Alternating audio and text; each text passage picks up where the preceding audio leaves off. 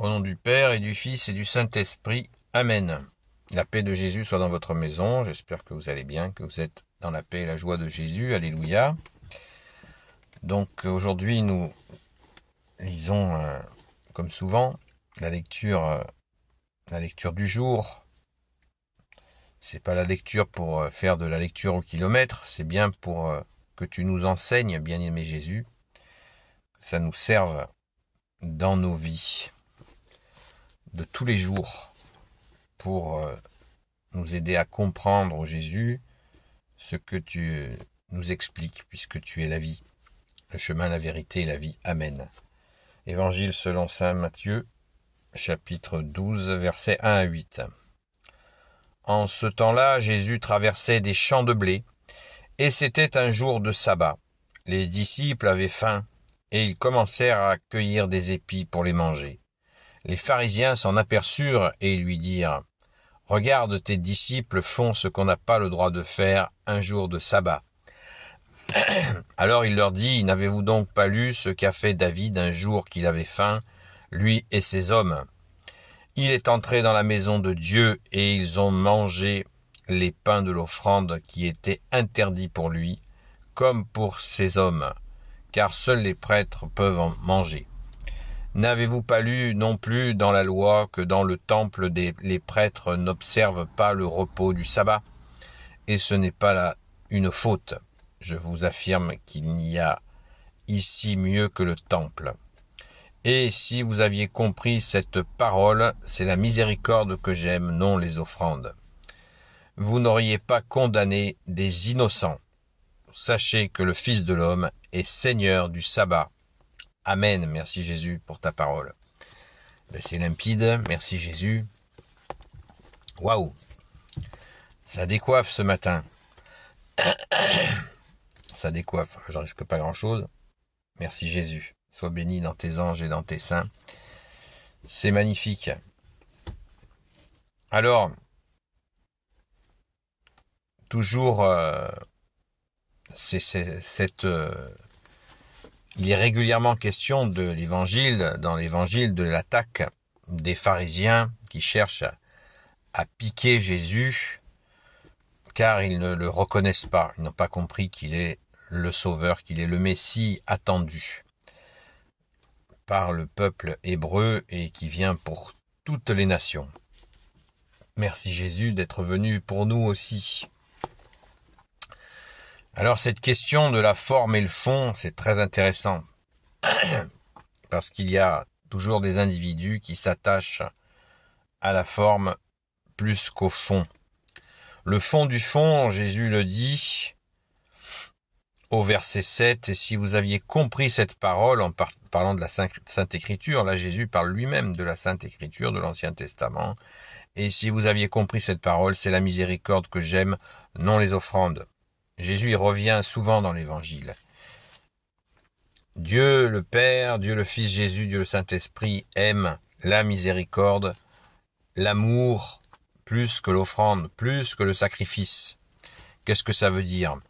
Ça veut dire que entre un jeûne, si nous faisons un jeûne pour Dieu, pour Jésus, dire ouais, je fais un jeûne pour toi, voilà, je me prive. Et puis, dans ma journée, je croise quelqu'un, un ennemi, quelqu'un avec qui j'ai eu des tensions, et je le vois, et là, il s'arrête, et il me parle. Qu'est-ce que je fais ? Je dis non, je jeûne déjà, là. Cet ennemi, moi je lui parle pas, stop. Voilà. Et pourtant, le courant a l'air de passer.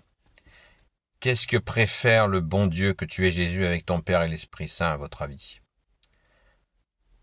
Et l'ennemi dit, si tu veux, on peut aller manger un casse-croûte ensemble.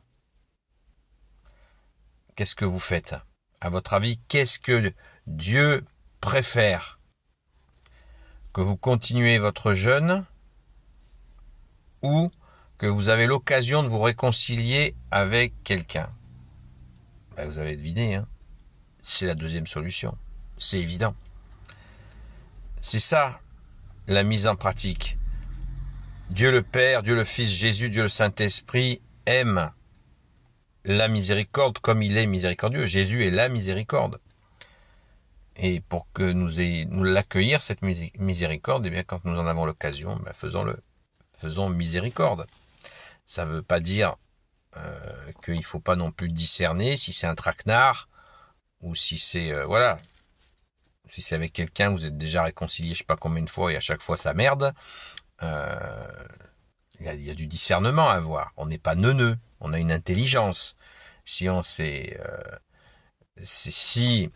on a pardonné à la personne, mais on n'est pas obligé de relationner. Mais là, s'il arrive avec quelqu'un avec qui on a eu des tensions et que c'est possible à nouveau de relationner, eh bien, l'occasion est sous notre nez. Elle est peut-être de ta main, Jésus, donc il faut la saisir. Avec discernement. Toujours prudence. Voilà. Mais c'est ce que Jésus est en train de nous expliquer là. Que la préférence, ta préférence, bien-aimé Jésus, celle de ton Père et l'Esprit Saint, c'est toujours celle-là. Aller dans le sens de l'amour, de la miséricorde. Sans naïveté, bien sûr. Ça, j'insiste là-dessus parce que souvent, on y va les yeux fermés. Non, non. Discernement, on a une intelligence. Ça ne veut pas dire qu'on a cultivé des rancœurs, pas du tout. Les rancœurs, on les a données à Jésus. Jésus nous aide à pardonner. Jésus nous fait la courte échelle du pardon. Mais si c'est pas possible, ben on peut avoir un salut normal, sympa. Mais si c'est une personne avec qui c'est pas possible de relationner, on relationne plus, c'est tout. Ça n'empêche pas de se saluer. Salut, comment tu vas? Ça va? Ouais, merci, bonne journée. Voilà. Et voilà, c'est apaisé. Jésus, ce que Jésus souhaite, c'est qu'il n'y ait pas de rancœur. Voilà, j'ai fait plusieurs vidéos sur le sujet du pardon. N'hésitez pas à aller les regarder si ça vous chante. Voilà, donc, le sabbat, donc cette règle, pour ceux qui ne savent pas ce que c'est, le sabbat, c'est le samedi. Chez les Hébreux, ils doivent rien faire. Rien de chez rien. Voilà, c'est juste le jour réservé à Dieu, mais ils doivent rien faire. Rien. Donc, Jésus, donc les disciples de Jésus ont commencé, ont mangé ce jour-là et ils condamnent. Et ils condamnent. Voilà, ils ont que ça à faire. Vous savez, c'est ce qui s'appelle la religiosité. Des gens qui sont attachés à la lettre.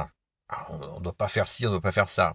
D'ailleurs, Jésus donne un exemple dans une autre partie de l'évangile. Il leur dit, bande d'hypocrites, si ton fils tombe dans un puits, tu vas attendre le lendemain, parce que c'est le jour du sabbat, il tombe dans le puits le jour du sabbat, tu vas attendre le lendemain pour aller le chercher.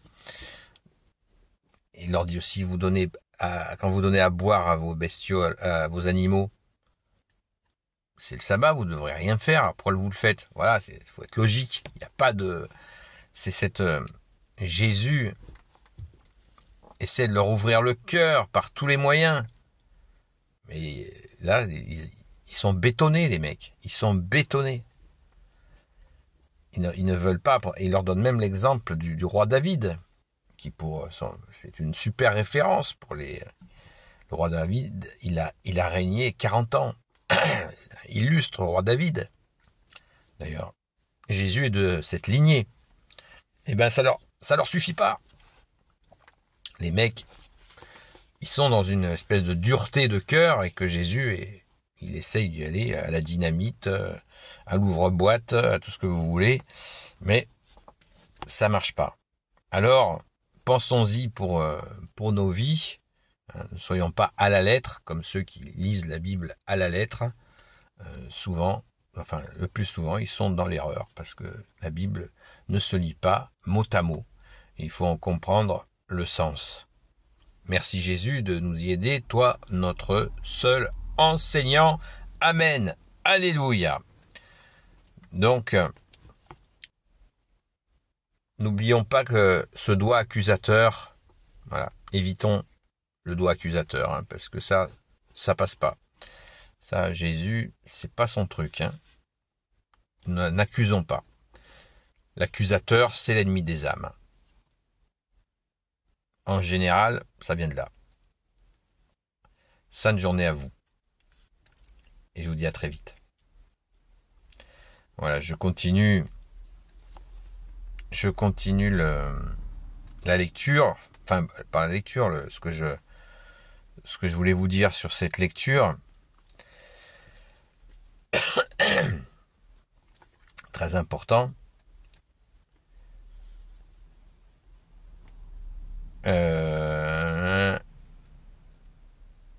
Quand Jésus dit « Et ici, il y a mieux que le temple », verset 6. Donc on reprend au verset 5. « N'avez-vous pas lu non plus dans la loi que dans le temple, les prêtres n'observent pas le repos du sabbat, et ce n'est pas là une faute. Je vous affirme qu'il y a ici mieux que le temple. » Qu'est-ce que Jésus veut dire?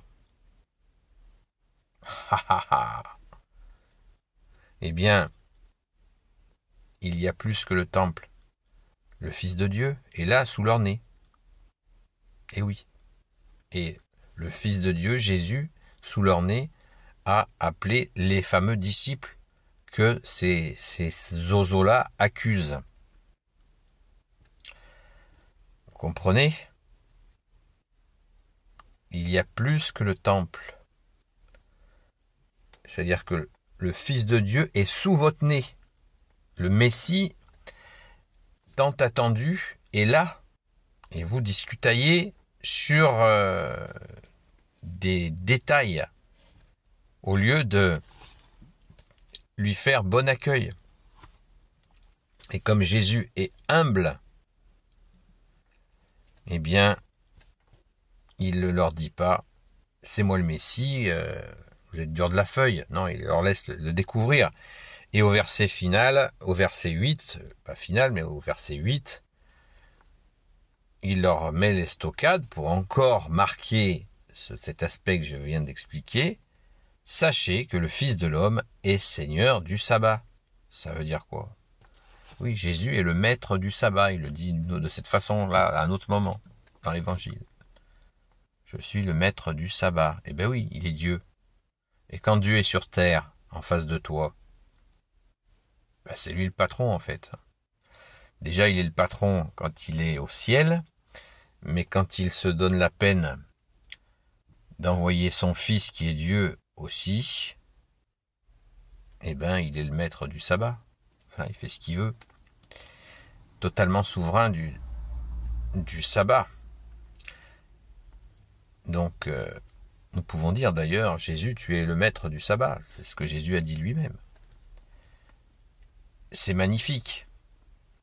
Alors, ils ont eu la grâce de voir le Messie, le Christ, qui veut dire le oint du Père, en face à face, et ils n'ont pas saisi l'occasion de le glorifier, de l'accueillir chaleureusement et merveilleusement.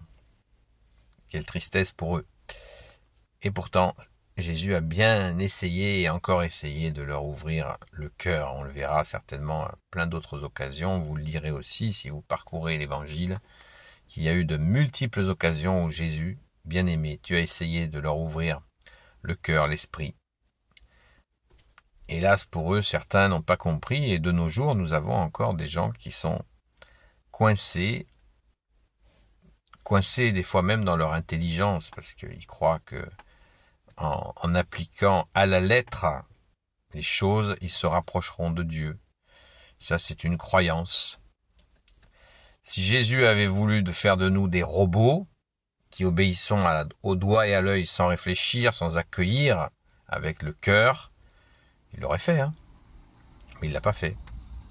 Preuve d'amour. Il nous a donné le libre arbitre. Preuve d'amour. Si c'était pas de l'amour, ils auraient fait de nous des robots. C'est d'ailleurs ce que veulent faire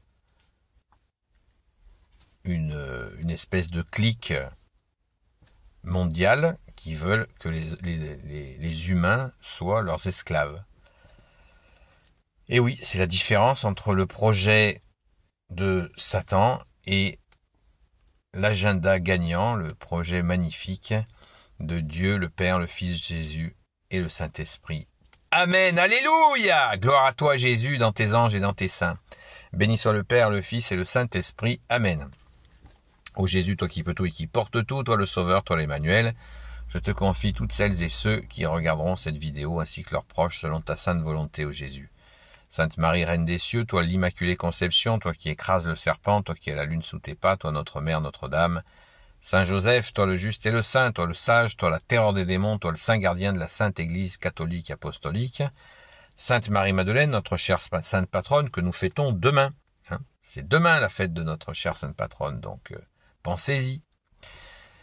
Et vous tous les saints et saintes, amis de Jésus, Saint Michel Archange qui est comme Dieu, Saint Gabriel Archange, Saint Raphaël Archange et tes anges guérisseurs, et vous tous les anges qui servez Jésus, je vous confie toutes celles qui regarderont cette vidéo, ainsi que leurs proches, selon ta sainte volonté, ô Jésus.